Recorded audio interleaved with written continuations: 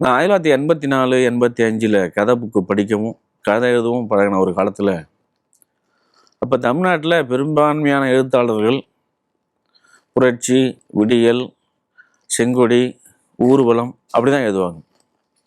அந்த பாதிப்பில் நானும் கவிதை, சிறுகதை எழுதும்போது புரட்சி, ஊர்வலம், செங்கொடி இப்படி தான் எழுதிட்டு இருந்தேன். அப்படி எழுதிட்டு இருக்க காலத்தில் நான் எதிர்பாராதமாக திருச்சி ஜமால் முகமது கல்லூரியில் வேலை செஞ்ச எஸ். ஆல்பர்ட் அப்படிங்கிற ஒரு ப்ரொஃபஸரை சந்திக்க வேண்டிய ஒரு சூழ்நிலை ஏற்பட்டு, என்னுடைய கவிதைகளை, என்னுடைய சிறுகதைகள்லாம் கொண்டு அவர்கிட்ட காட்டினேன். படிச்சுட்டு அவர் என்ன சொன்னார், உனக்கு ரஷ்யா பற்றி தெரியுமா அப்படின்னு கேட்டார். தெரியாது. தெரியாத பற்றி நீ ஏன் கதை எழுதுற அப்படின்னு கேட்டார். எனக்கு ரொம்ப ஆச்சரியமாக இருந்தது. எல்லாரும் அப்படி தானே எழுதுறாங்க, புரட்சி, விடியல், செங்கொடி, ஊர்வலம், சமூக மாற்றம் அப்படி தானே எழுதுறாங்க, நான் என்ன எழுதுறேன், என்ன தப்புன்னு கேட்டேன்.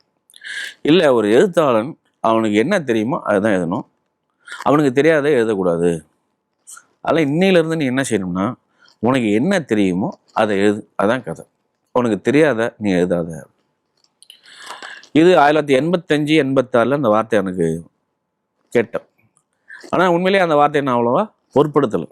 ஆனால் இன்னைய தேதி வரைக்கும் நான் பேனாவை துறக்கிற ஒவ்வொரு முறையும் இந்த எஸ். ஆல்பர்ட் தான் நிற்கிறார். எழுத ஆரம்பிக்கிற முதல் வார்த்தை, உனக்கு என்ன தெரியுமோ அதை மட்டும் எழுது, உனக்கு எது தெரியாதோ அதை பற்றி நீ எழுதாத.